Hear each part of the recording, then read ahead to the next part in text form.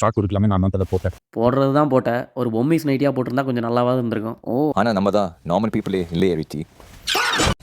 எலெக்ஷனில் யார் ஜெயிப்பா? எலெக்ஷனில் எப்போவுமே ஏமாத்துறவங்க தான் ஜெயிப்பாங்க. ஆனால் செலெக்ஷனில் நீ ஜெயிச்சிட்டியா? அதுதான் ஹீரோயின் செலெக்ஷன், ஸ்டோரி செலெக்ஷன்னு கலக்குறீங்களே. லைக் எப்போ ரிலீஸ் ஆகும்? லைக் என்ன ஜெயிலே உட்காந்துருக்குது உடனே ரிலீஸ் பண்ணுறதுக்கு? அதை நீ நயன்தாரா பொண்டாட்டி விக்கிக்கிட்டு தான் கேட்கணும். அதை புருஷங்கிட்ட.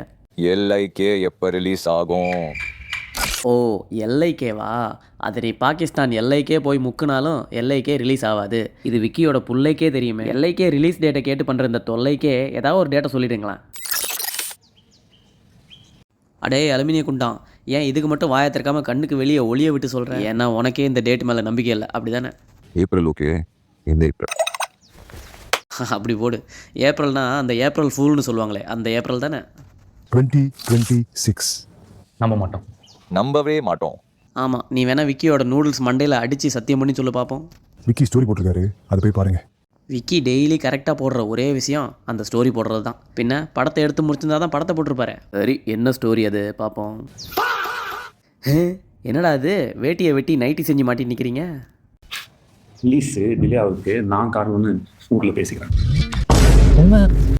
யோ உண்மையை சொல்லிடாதையா.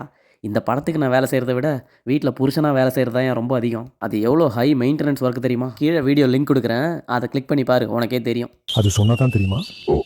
புரிஞ்சிச்சு. புரிஞ்சிருச்சா? இதுக்கு என்ன சொல்ல போறார் விக்கி? ப்ரோ டூடு டிராகனுக்கு அப்புறம் வந்தா எல்லைக்கு சூப்பராக இருக்கும் நீங்கள் சொன்னீங்களே, அதுக்காக தான் இவ்வளோ கஷ்டப்படும். எது? அப்போ அதுக்கு முன்னாடி வந்திருந்தா எல்லைக்கே நல்லா இருந்திருக்காதா?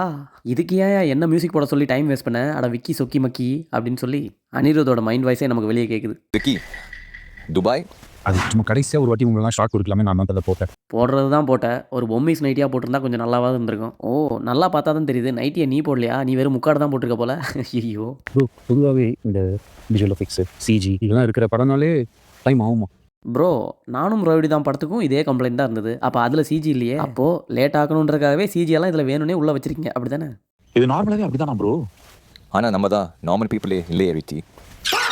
என் பிட்ட எனக்கே போடுறானேன்னு பார்க்குறாரு பாருங்க. விக்கி நினைக்கிறாரு, யோ நான் நார்மலை விட கீழே தான் இருந்தேன். கதையை சொல்லி எப்படியாவது ஹீரோயினை படத்துக்கு கரெக்ட் பண்ணலான்னு பார்த்தா ஹீரோயின் என்ன கரெக்ட் பண்ணிட்டாங்கய்யா. அதனால நார்மலாக இருந்த நாங்கள் இப்போ அப் நார்மலாக மாறிட்டோம், அப்படி தானே விக்கி? உங்களோட ஆக்ட்ரஸ் செலெக்ஷன்லாம் நல்லா தான் இருக்குது. இன்னும் கொஞ்சம் கதைக்கு நல்லா முக்கியத்துவம் கொடுத்து ஸ்க்ரீன் பிளேவை பயங்கரமாக நானும் ரோடி தான் மாதிரி எடுத்தீங்கன்னா எல்லா படமும் பயங்கரமாக ஹிட் ஆகும். இந்த வீடியோ பற்றி நீங்கள் என்ன நினைக்கிறீங்கன்றதை கமெண்ட்டில் சொல்லுங்கள். வீடியோ பிடிச்சிருந்தா ஒரு லைக் அண்ட் ஹைப் பண்ணிடுங்க. சப்ஸ்கிரைப் பண்ணாதவங்க பண்ணிக்கோங்க. தேங்க்யூ.